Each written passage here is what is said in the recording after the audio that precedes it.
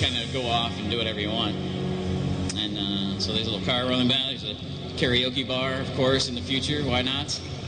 And of course, at the very end here, we have the new Blizzard office that we will have on Core Hall at some point. So anyway, I wanted to thank you very much for listening to me prattle on. And I am going...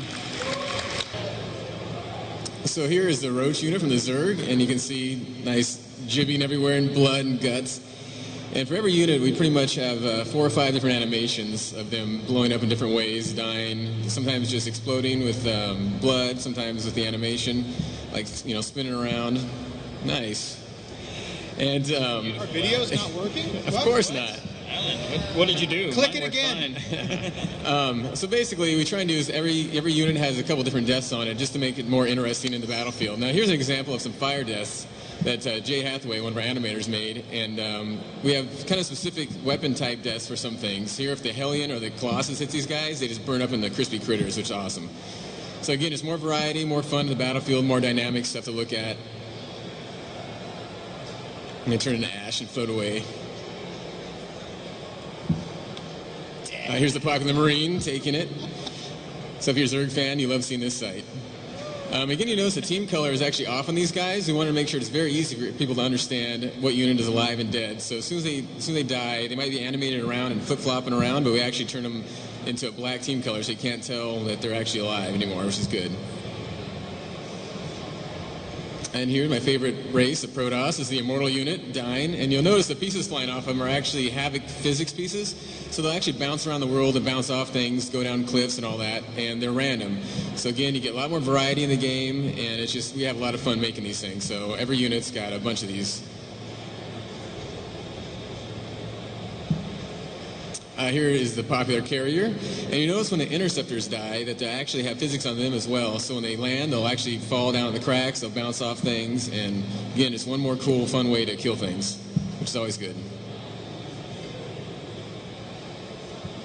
Terrible, terrible damage. So here is just an example of everything coming together in a 3-way fight with each race, just showing off some of the death animations, some of the carnage we have in the battlefield. You know, it's the Hellion on the bottom. It's just Wayne laced everything, set it to fire. Then the Colossus comes in and sets everything else to fire. And, of course, bloody deaths everywhere. So we have a lot of fun doing these again. It's a lot of variety, a lot of fun. And we try and keep it pretty clean, though, so the battlefield doesn't get too congested. So the gameplay comes first. But you still want to have that visceral feeling that there was, like, actually some epic battles going on here. And, of course, I had to make it so the Protoss win this battle. It's only fair.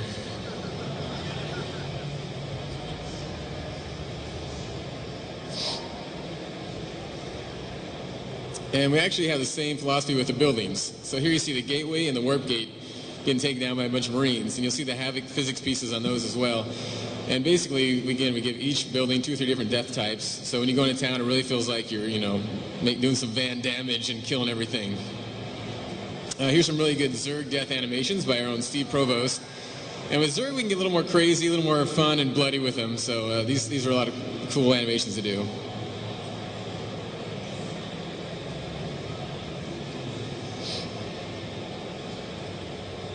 And also we have environments like Brian was talking about, and here is a big nuclear reactor on a space platform, and just showing some cool animations we have on it, and of course then it has to blow up, like everything. And the Marine next to it dies as well. So these are huge set pieces in the game that we can actually destroy now and put holes in things. We can tower huge tall buildings, we can have a lot of fun in the campaign, just go crazy with it. Now here's a Protoss temple we have. You'll see it coming up out of the ground here. Do some really cool animations. And then, of course, we have to blow it up.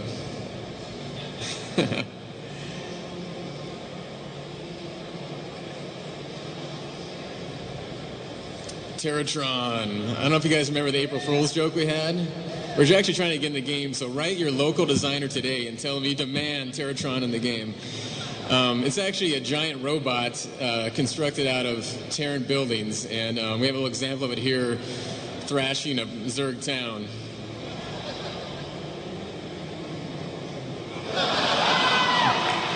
This is a small version, actually.